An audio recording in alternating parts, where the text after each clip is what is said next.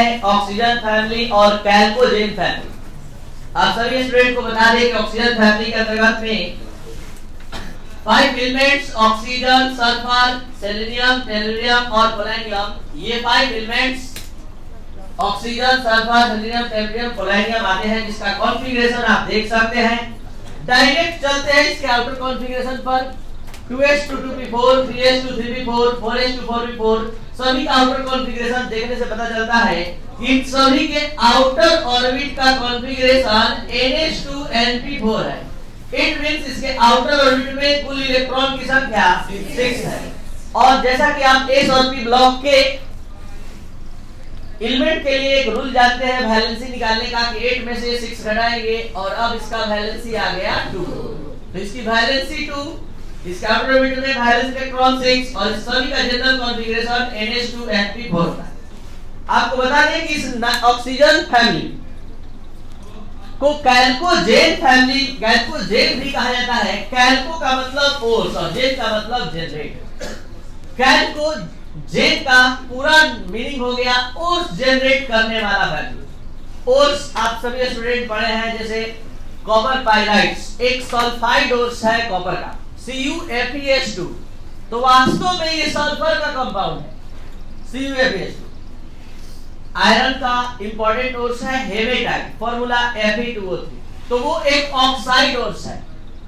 अगर हम बात करते हैं एल्युमिनियम के ओर्स का, बॉक्साइड Al2O3, वो ऑक्सीजन का एक कंपाउंड है। तो ये सभी ऑक्सीजन सल्फर के ही कंपाउंड है, सल्फाइड ओर्स और ऑक्साइड ओर्स। यही कारण है कि इसको कैल्कोजेन यानी ओर्स जनरेट करने वाला ग्रुप कहा जाता है। अब बात करते हैं इसके फिजिकल प्रॉपर्टी का। फिजिकल प्रॉपर्टी में पहला आ रहा है एटॉमिक साइज। जैसे ही आप कॉन्फ़िगरेशन पर ध्यान दे रहे हैं, आपको लग रहा है कि ऑक्सीजन अपने मतलब कि एटॉमिक स्ट्रक्चर में 2 ऑर्बिट लेकर ये 3, ये 4, ये 5, ये 6 लगातार ऑर्बिट की संख्या बढ़ रही है। तो टॉप टू बॉटम जाने पर ऑर्बिट की संख्या जब बढ़ेगी तो आप समझ सकते हैं कि न्यूक्लियस और आउटर ऑर्बिट के इलेक्ट्रॉन के बीच का डिस्टेंस बढ़ेगा। तो ये न्यूक्लियस उतना तेजी से आउटर ऑर्बिट के इलेक्ट्रॉन को अट्रैक्ट नहीं करेगा और एटम का साइज क्या होगा, बढ़ता जाएगा। यानी अगर हम आपसे बात करें कि पूरे ऑक्सीजन फैमिली में सबसे छोटा साइज, उससे बड़ा सल्फर, उससे बड़ा और सबसे बड़ा होगा पोलोनियम। तो when we go top to bottom in oxygen family, atomic size increases। अब बात करते हैं आयनाइजेशन पोटेंशियल। आप सभी स्टूडेंट को बता चुके हैं कि जिस तर्ज पर नाइट्रोजन फैमिली का पूरा डिस्कशन हुआ, जिसमें आप फिजिकल प्रॉपर्टी में atomic size, ionization potential, electron affinity, electronegativity, इलेक्ट्रोफिक फॉर्म सब पढ़े थे, एकदम उसी सिस्टम में आगे और रन करेगा यहाँ भी। तो आयनाइजेशन पोटेंशियल यहाँ आ गया एक बार फिर से, वहां पूरा डिटेल में आयनाइजेशन पोटेंशियल बताए थे, आज एक बार फिर से, क्योंकि आगे भी अभी आ रहा है हाइड्रोजन और नोबेल गैस, तो यहीं पर से आप क्लियर आयनाइजेशन पोटेंशियल का कांसेप्ट रख लीजिए, वहां केवल ऑर्डर का बात होगा। तो आयनाइजेशन पोटेंशियल क्या है, किसी गैसियस स्टेट में स्थित एटम के आउटर ऑर्बिट से एक इलेक्ट्रॉन को निकालने में जितना एनर्जी की आवश्यकता होती है, जितना एनर्जी रिक्वायर्ड होता है, उसे आयनाइजेशन पोटेंशियल कहते हैं। सवाल उठता है कि इस इलेक्ट्रॉन को निकालने में एनर्जी क्यों लग रहा है, क्योंकि ये इलेक्ट्रॉन एक निश्चित फोर्स ऑफ अट्रैक्शन से न्यूक्लियस से बना है और आप इस फोर्स ऑफ अट्रैक्शन से छुड़ाकर इस इलेक्ट्रॉन को निकालना चाहते हैं। तो इस फोर्स के अगेंस्ट में जितना आप एनर्जी खर्च करेंगे, उसी खर्च एनर्जी का नाम आयनाइजेशन पोटेंशियल है। तो एक एटम A है और एक एटम B है, ये है छोटा एटम और ये है बड़ा एटम, दोनों में से इलेक्ट्रॉन निकालना है। अब आप ही बताइए कि ज्यादा एनर्जी कौन खर्च करवाएगा। ये ज्यादा Ip का वैल्यू होगा और इसमें कम, क्योंकि ये ज्यादा न्यूक्लियस से डिस्टेंस पर है, कम फोर्स ऑफ अट्रैक्शन से बना होगा और ये अधिक। तो निश्चित तौर पर जिस एटम का साइज छोटा है उसका Ip का मान अधिक। तो इस पूरे ऑक्सीजन फैमिली में सबसे अधिक Ip रखने वाला है, उससे कम, उससे कम, उससे कम, सबसे कम। तो why oxygen has highest value of Ip। क्यों ऑक्सीजन सबसे ज्यादा आयनाइजेशन पोटेंशियल का वैल्यू रखता है? तो जवाब है due to small in size. ठीक है, अगर कोई स्टूडेंट बाहर है तो इधर से आ जाइए। चलिए तो अब देखा जाए यहाँ third property physical state. Physical state oxygen family के सारे एलिमेंट्स पर ध्यान देते हैं। ऑक्सीजन एक अकेला गैसियस फॉर्म में पाया जाता है, बाकी सब ठोस मतलब सॉलिड स्टेट में। तो क्यों ऑक्सीजन गैसियस स्टेट में पाया जाता है, क्यों एक अकेला ऑक्सीजन डायटोमिक फॉर्म में पाया जाता है, बाकी सब ऑक्टाटॉमिक फॉर्म में, टेट्रा तो छोड़िए ऑक्टा, यानी oxygen found in O2, oxygen found in gaseous state. Why? इस दोनों का सवाल का जवाब बहुत बारीकी से फिर से पूरा डिटेल में समझाते हुए यहाँ दे रहे हैं, जबकि नाइट्रोजन फैमिली में दे चुके हैं कि नाइट्रोजन गैसेस फॉर्म में क्यों पाया जाता है, नाइट्रोजन डायटोमिक फॉर्म में क्यों पाया जाता है। सेम रीजन लेकर आ रहा है ये O2। तो देखा जाए O2 में 2 ऑक्सीजन एटम है। एक ऑक्सीजन पर आप सभी स्टूडेंट ध्यान देंगे 1s2 2s2 2p4। 2p4 को कैसे फिलअप करेंगे, तो 2p4 को आप फिलअप करेंगे पहले 1 1 1 और इसका पेयरिंग हो गया। तो यहाँ ये 2px वाला ऑर्बिटल है, ये 2py वाला है और ये 2pz। तो यहाँ इसका पेयरिंग हुआ है 2px2 2py1 2pz1। इस दोनों कॉन्फ़िगरेशन को ध्यान से देखिए और देखने के बाद बताइए कुल कितने अनपेयर्ड इलेक्ट्रॉन के ऑर्बिटल हैं इसके पास, 2। तो कॉन्सेप्ट कहता है कि जितना अनपेयर्ड इलेक्ट्रॉन का ऑर्बिटल होता है वही एटॉमिक ऑर्बिटल ओवरलैपिंग में, वही एटॉमिक ऑर्बिटल बॉन्ड के फॉर्मेशन में भाग लेता है। तो जब 2 ही केवल भाग लेगा तो ये देखिए 2 ही अनपेयर्ड इलेक्ट्रॉन का ऑर्बिटल है, ये पहले ऑक्सीजन का। दोनों p ऑर्बिटल जो अनपेयर्ड इलेक्ट्रॉन का है, ये अनपेयर्ड इलेक्ट्रॉन का एक ऑक्सीजन का ऑर्बिटल है, अब दूसरे ऑक्सीजन का, तो ये दूसरे ऑक्सीजन का अनपेयर्ड इलेक्ट्रॉन वाला ऑर्बिटल।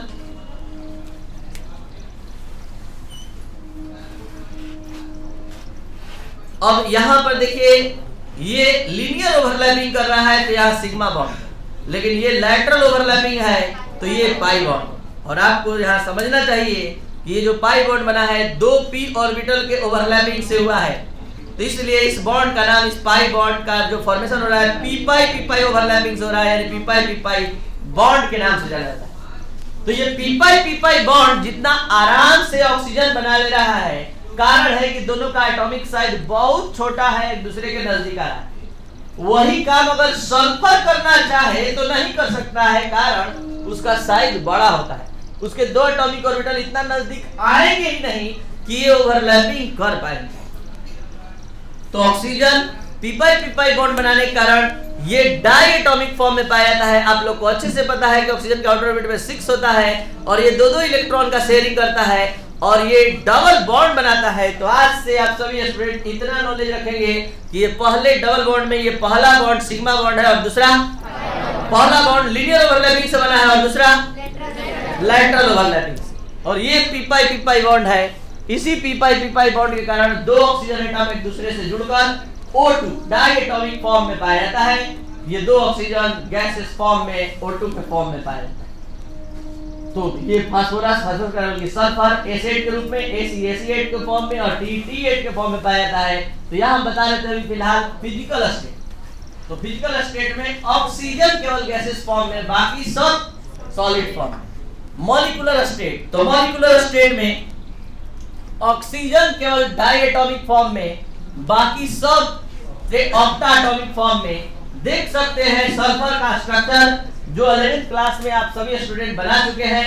आज फिर दोबारा देख लीजिए सल्फर का ये कर्व स्ट्रक्चर। ये इस ढंग से कैटनेशन का प्रॉपर्टी भी दिखाता है और स्ट्रक्चर इसका इस ढंग का होता है। अब इसको अच्छे से पूरा ऑक्टेट पूरा होते हुए देख लीजिए। सल्फर के आउटर ऑर्बिट में 6 होता है। ये हुआ पहले सल्फर का 6 इलेक्ट्रॉन, ये हुआ दूसरे सल्फर का 6 इलेक्ट्रॉन, ये तीसरे सल्फर का 6 इलेक्ट्रॉन। और अब काउंट कर लीजिए 2 4 6 8, टोटल ऑक्टेट कंप्लीट है सभी सल्फर का, जैसे इस सल्फर का, जैसे इस सल्फर का, वैसे सभी सल्फर का। तो ये S8 8 सल्फर एटॉम जिस ढंग से जुटा है यहाँ, वैसे ही यहाँ AC8T8 का फॉर्मेशन होता है। तो कहने का मतलब है कि अगर हम इस सभी के स्टेबिलिटी का अध्ययन करना शुरू कर दें तो स्टेबिलिटी में AC8T8 में सबसे ज्यादा स्टेबल कौन होगा? एक हम छोटा सा कॉन्सेप्ट दिया है, ध्यान दीजिए। जिसका साइज मतलब साइज जैसे जैसे बढ़ेगा स्टेबिलिटी घटेगी। तो सबसे ज्यादा इस तीनों में स्टेबल कौन होगा? तो A8। तो why A8 is more stable than T8 and AC8? Because the size of sulfur is small than other elements. तो यहाँ सल्फर का जो साइज है वो छोटा है अदर एलिमेंट से, इस कारण ये स्ट्रॉन्ग बॉन्ड बनाता है, जल्दी टूटता नहीं है। इसलिए A8 सबसे ज्यादा स्टेबल और T8 सबसे कम, क्योंकि T का अपने ग्रुप में सबसे बड़ा साइज है ये चारों में। अधिकतर हम चार में ही बात करेंगे कि पोलोनियम रेडियो एक्टिव नेचर का होता है। चलिए, तो अब यहाँ पर याद रखेंगे A8 सबसे ज्यादा स्टेबल और T सबसे कम, और रीजन बता दिया गया है कि साइज अधिक होता है तो स्टेबिलिटी कम हो जाती है। कैटेनेशन फिफ्थ प्रॉपर्टी के रूप में आ रहा है क्या? कैटेनेशन। ऑर्गेनिक केमिस्ट्री में भी आप सभी स्टूडेंट पढ़ चुके हैं। The property of self linkage in close chain और in open chain is called catenation. तो कैटेनेशन क्या है? किसी एटम का अपने ही जैसे एटम से जुड़कर ओपन चेन बनाना और क्लोज चेन बनाना। जैसे आप देख सकते हैं सल्फर जुड़ कर यहाँ ये स्ट्रक्चर बनाया, तो ये भी कैटेनेशन है। आप ऑर्गेनिक केमिस्ट्री में पढ़ चुके हैं कि कार्बन कार्बन यूनाइट होता है, ओपन चेन बना लेता है, क्लोज चेन वो कैटेनेशन है। तो ये कैटेनेशन का प्रॉपर्टी सबसे अधिक किसके पास होता है? तो सबसे अधिक सल्फर के पास होता है। एलोट्रॉपिक नेचर इस फिजिकल प्रॉपर्टी का सबसे इंपॉर्टेंट और सबसे बड़ा टॉपिक एलोट्रॉपिक। ये एलोट्रॉपिक नेचर सल्फर का सबसे ज्यादा इंपॉर्टेंट है। फिलहाल ऐसे ऑक्सीजन के बारे में भी थोड़ा सुन लीजिए। ऑक्सीजन दो एलोट्रॉपिक फॉर्म में पाया जाता है, डाई ऑक्सीजन और एक ओजोन, मतलब O2 और O3। सल्फर 5 एलोट्रॉपिक फॉर्म में पाया जाता है, alpha sulphur, beta sulphur, gamma sulphur, milk of sulphur और कोलाइडल सल्फर। तो अल्फा सल्फर जो है दो अन्य नाम से भी जाना जाता है, जो आपको जानना चाहिए और याद रखना चाहिए, क्योंकि आप अल्फा सल्फर केवल जानेंगे और एग्जाम में आ गया right short notes on octahedral sulphur, तो आप सोचेंगे कि हम पढ़े ही नहीं। इसलिए याद रखेंगे ये दोनों नाम। जैसे गामा सल्फर का देखिए प्लास्टिक सल्फर नाम है, तो आप सब सल्फर जान गए और प्लास्टिक सल्फर नहीं जाने किसको कहते हैं, तो आपका आते हुए एग्जाम में छूट सकता है। इसलिए सेकेंड नेम का बहुत इंपॉर्टेंस है। तो अल्फा सल्फर, रोहम्बिक सल्फर और ऑक्टाहेड्रल। ये रोहम्बिक और ऑक्टाहेड्रल क्यों नाम पड़ा? आप सभी स्टूडेंट सॉलिड स्टेट पढ़कर आए हैं, जहां पर बताया जा चुका है क्रिस्टल स्ट्रक्चर में ऑटोरोहम्बिक, रोहम्बोहेड्रल, मोनोक्लिनिक, ट्राइक्लिनिक। तो वहां यहाँ स्ट्रक्चर से रिलेटेड है ये नेम, किसका शेप इस ढंग से ये पाया जाता है। तो रोहम्बिक फॉर्म में, ऑक्टाहेड्रल फॉर्म में पाया जाता है, इसलिए इसका नाम रोहम्बिक सल्फर और ऑक्टाहेड्रल सल्फर। आपको बता दें 5 एलोट्रॉपिक फॉर्म में सबसे ज्यादा स्टेबल अल्फा सल्फर होता है। अल्फा सल्फर सबसे ज्यादा स्टेबल और सबसे ज्यादा अनस्टेबल गामा सल्फर। कंपैरिजन करके कोई चीज बताने का मतलब आपको जल्दी से याद होगा। अल्फा सल्फर बीटा, मतलब विच of the following allotropes of sulphur is more stable? Alpha sulphur, beta sulphur, milk of sulphur, colloidal sulphur. तो क्या होगा? अब यहाँ अल्फा सल्फर को जब आप हीट करेंगे 95.5 डिग्री सेल्सियस पर, तो ये बदल जाता है बीटा सल्फर और ये CH2 में सोलबल होता है। तो ये था सारा जानकारी अल्फा सल्फर के बारे में। बीटा सल्फर अल्फा सल्फर से लेस स्टेबल होता है, कम स्टेबल होता है, और ये हमेशा अल्फा सल्फर से ऑब्टेन किया जाता है और ये CH2 में सोलबल होता है। गामा सल्फर जिग-जैग स्ट्रक्चर रखता है, इसलिए इसको जिग-जैग चेन सल्फर भी कहा जाता है। और ये हाईली अनस्टेबल होता है, बहुत काफी अनस्टेबल होता है ये गामा सल्फर, और ये CH2 में भी सोलबल होता है। अब बात करते हैं milk of sulphur. Milk of sulphur का जनरली यूज एंटासिड टैबलेट में, यानी गैस, बदहजमी या फिर मान लीजिए आप मतलब कोई अपच ये सब हो जाता है, तो वहां एंटासिड, जैसे आप लास्ट चैप्टर में केमिस्ट्री के कुछ मेडिसिन के बारे में भी पढ़ेंगे, तो वहां पर और डिटेल आपको सल्फर के कंपाउंड का मिलेगा। सल्फर के एलोट्रॉप्स के बारे में। यहाँ पर आप जानिए कि एंटासिड टैबलेट बनाने में इस मिल्क ऑफ सल्फर का यूज होता है और ये CH2 में सोलुबल होता है। Colloidal sulphur, colloidal sulphur obtain किया जाता है दो कंपाउंड के रिएक्शन के द्वारा, H2S और HNO3 के रिएक्शन के द्वारा। ये जो सल्फर देख रहे हैं ये सल्फर कोलाइडियल सल्फर के रूप में प्राप्त होता है। इस दोनों के रिएक्शन के बाद जो सल्फर मिलता है वो इस पांचों में से कौन सा सल्फर होता है? Colloidal sulphur. तो which of the following sulphur is obtained by the reaction of H2S and HNO3? तो याद रखेंगे, अगर मान लिया गया ऑप्शन दे दिया कि alpha sulphur, beta sulphur, gamma sulphur, none of this, क्या होगा? None of this. और अगर ऑप्शन रहेगा कोलाइडियल सल्फर तो ये आपका आंसर होगा। अब हम आपको बता दें कि जिस तरह से आप ऑक्सीजन फैमिली के एलोट्रॉप्स के बारे में जान रहे थे, तो ऑक्सीजन और सल्फर केवल जाने, अदर एलिमेंट का इलेक्ट्रॉनिक फॉर्म में सेलेनियम दो इलेक्ट्रॉनिक फॉर्म में पाया जाता है, एक है रेड फॉर्म और एक है ग्रे फॉर्म। टेलुरियम जो है दो इलेक्ट्रॉनिक फॉर्म में, एक क्रिस्टलाइन और एक एमॉर्फस। और जो पोलेनियम है ये दो फॉर्म में, अल्फा पोलेनियम और बीटा पोलेनियम। तो ये था एलोट्रॉपी ऑफ ऑक्सीजन फैमिली। अब बात करते हैं हम oxidation state of oxygen family. पिछले लेक्चर में नाइट्रोजन फैमिली में हम ऑक्सीडेशन स्टेट का कुछ रूल भी समझाए थे। आज यहां फिर से पूरा डिटेल देते हुए स्टार्ट करने जा रहे हैं। ऑक्सीडेशन स्टेट को फिर से समझाते हुए, ऑक्सीडेशन नंबर को समझाते हुए, क्योंकि कोरोना काल में आप सभी स्टूडेंट 11th क्लास में oxidation state, oxidation reduction chapter अच्छे से नहीं पढ़े थे। तो यहाँ बेस देते हुए तब उस रूल पर हम आएंगे और तब पूरा कॉन्सेप्ट क्लियर करेंगे। ध्यान दिया जाए, NaCl एक कंपाउंड है। इस NaCl कंपाउंड में Na अपना एक इलेक्ट्रॉन लॉस करता है Cl को, यानी Cl 7 इलेक्ट्रॉन लेकर आता है। ये पूरा इसके लॉस किए गए इलेक्ट्रॉन को गेन कर लेता है, इसलिए Na पर हो जाता है प्लस और Cl पर हो जाता है माइनस। तो ये आप अच्छे से जानते हैं। तो इस मॉलिक्यूल में NaCl पर कोई चार्ज नहीं है, लेकिन NaCl के Na पर +1 चार्ज है और Cl पर -1।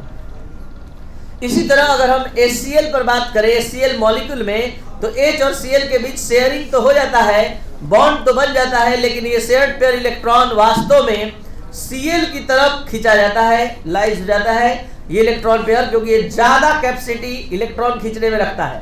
तो इस पर हो जाता है डेल्टा प्लस और इस पर हो जाता है, तो चार्ज यहाँ भी उत्पन्न हुआ है, चार्ज यहाँ भी, लेकिन यहाँ का चार्ज रियल चार्ज है और यहाँ का चार्ज इमेजिनरी चार्ज है। यानी यहाँ पर भी +1 -1 है और यहाँ पर भी +1 -1, लेकिन यहाँ पर इलेक्ट्रोवायलेंट बॉन्ड बना है और इलेक्ट्रोवायलेंट बॉन्ड में जो चार्ज उत्पन्न होता है वो पूरा लॉस पूरा गेन से, और पूरा लॉस पूरा गेन से जो चार्ज होता है उत्पन्न, उसको रियल चार्ज बोलते हैं। और जहाँ केवल हल्का सा खींचा जाता है, स्लाइटली अट्रैक्ट होता है और वहां चार्ज उत्पन्न होता है, तो उसको हम लोग बोलते हैं इमेजिनरी चार्ज। लेकिन है दोनों चार्ज। तो वास्तव में ऑक्सीडेशन नंबर क्या है? किसी मॉलिक्यूल में जो एटम प्रेजेंट होते हैं उस पर उपस्थित इमेजिनरी चार्ज या रियल चार्ज को ही ऑक्सीडेशन नंबर का।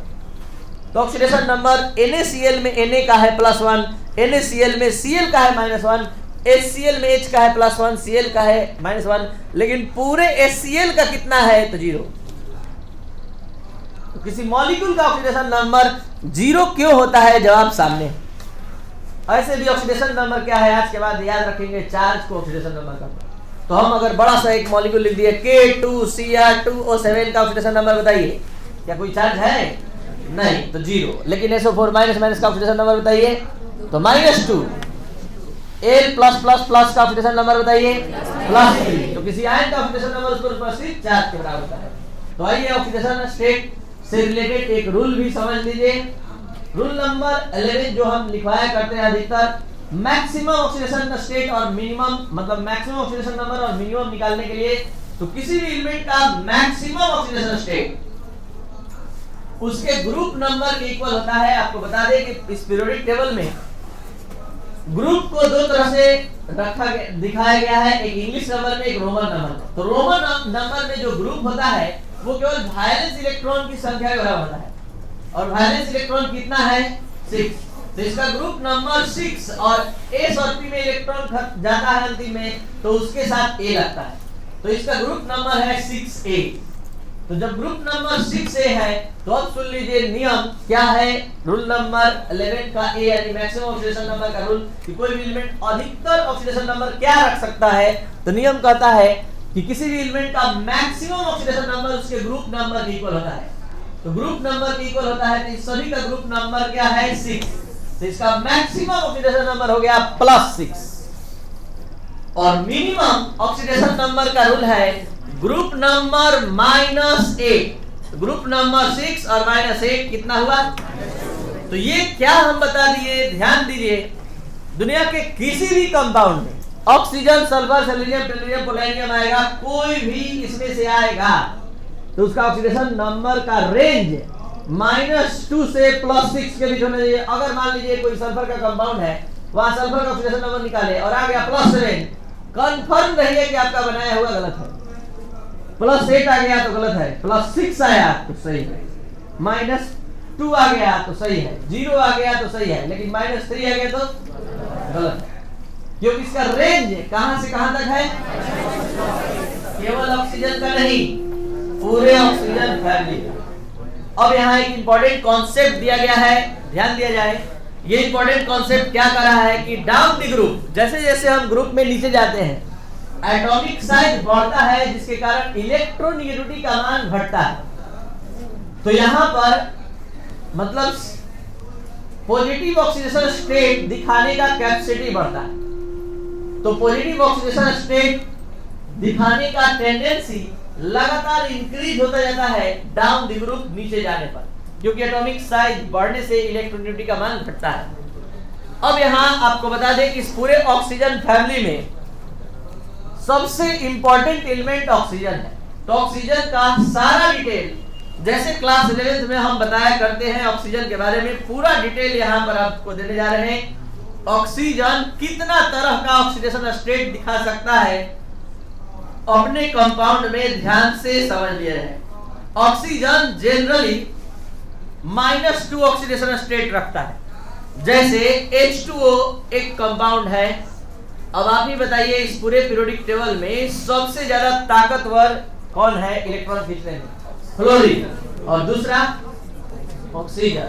तो ऑक्सीजन अगर किसी के साथ बॉन्ड बनाएगा तो ये बॉन्डेड पेयर इलेक्ट्रॉन को अपनी ओर खींचने का क्षमता रखता है। तो जैसे ही खींचेगा तो इधर से भी खींच रहा है, इधर से भी खींच रहा है। तो इधर से खींचेगा तो इस पर -1, इस पर +1, इधर से खींचेगा तो -1 +1। ऐसे भी ऑक्सीजन की वैलेंसी अगर हम आपसे पूछे तो वैलेंसी कितना होता है? तो ये 2 वैलेंसी इलेक्ट्रॉन लॉस करके पूरा करेगा कि गेन करके? 6 है आउटर ऑर्बिट में तो गेन करेगा, गेन करेगा तो गेन करने वाले का ऑक्सीडेशन नंबर -1 होता है। तो ऑक्सीजन का दुनिया के अधिकतर कंपाउंड में 90% कंपाउंड में ऑक्सीजन का ऑक्सीडेशन नंबर -2 होता है। पेरोक्साइड स्टेट में hydrogen peroxide, barium peroxide, hydrogen peroxide का स्ट्रक्चर देखिए ओपन कर रहे हैं। जो काम ये ऑक्सीजन इस दोनों से करने में सफल हो गया था, इधर से भी खींच लिया, इधर से भी खींच लिया, खींच के दिखाए इसके साथ। इधर से तो खींच लेगा, क्या इधर से भी खींच लेगा? क्यों? सेम एलिमेंट, सेम एलिमेंट, तो ये खींच नहीं पाएगा, तो केवल एक तरफ से खींचेगा तो क्या होगा? तो पेरोक्साइड स्टेट में ऑक्सीजन का ऑक्सीडेशन नंबर और O2 और O3 में ऑक्सीजन का ऑक्सीडेशन नंबर 0 होता है। और अब O2 में क्यों 0 होता है? जवाब सामने है, सेम एलिमेंट है, कोई इलेक्ट्रॉन ना ये खींच पाएगा ना ये खींच पाएगा। आगे एक स्पेशल कंपाउंड है, सिर्फ और सिर्फ O2F2 में ऑक्सीजन का ऑक्सीडेशन नंबर जो होता है +1 होता है। क्या होता है? +1 O2F2 में। याद रहे फ्लोरीन के सामने ही ऑक्सीजन पॉजिटिव ऑक्सीडेशन स्टेट दिखाता है, क्योंकि उससे बड़ा बॉस कौन है इलेक्ट्रॉन खींचने में? फ्लोरीन। तो फ्लोरीन के सामने ही प्लस में दिखाता है। और एक और कंपाउंड है, फ्लोरीन का ही कंपाउंड है, जहां पर ऑक्सीडेशन स्टेट ऑक्सीजन का +2 होता है। और एक अलग से भी केस जान लीजिए, सुपर ऑक्साइड। ये है सुपर ऑक्साइड। इस सुपर ऑक्साइड में ऑक्सीजन का ऑक्सीडेशन स्टेट -1/2 होता है। ये सुपर ऑक्साइड क्या होता है? फर्स्ट ग्रुप के एलिमेंट के साथ जब ऑक्सीजन कंबाइन करता है, जैसे CSO2 बनाता है, RbO2 बनाता है, तो ये सभी super oxide, Syrian super oxide, radial super oxide, तो यहाँ पर इसका ऑक्सीडेशन नंबर -1/2 होता है। और इसको आप प्रूव कर सकते हैं। कैसे कर सकते हैं? तो देखिए CSO2 सीरियम फर्स्ट ग्रुप का एलिमेंट है, अल्कली मेटल, और अल्कली मेटल का ऑक्सीडेशन नंबर +1 होता है। और यहाँ O का हमको नहीं पता है, तो x × 2 = 0 सॉल्व करेंगे तो क्या आएगा? तो सुपर ऑक्साइड स्टेट में -1/2। क्या क्या हमने बताया? सुपर ऑक्साइड स्टेट में -2, जनरली ऑक्सीजन का ऑक्सीडेशन नंबर -2, ठीक है। और सुपर ऑक्साइड स्टेट में -1/2, और पेरोक्साइड स्टेट में और O2O3 में सिर्फ एक कंपाउंड O2F2 में +1, और सिर्फ एक कंपाउंड OF2 में। तो एग्जाम में ये आ चुका है, which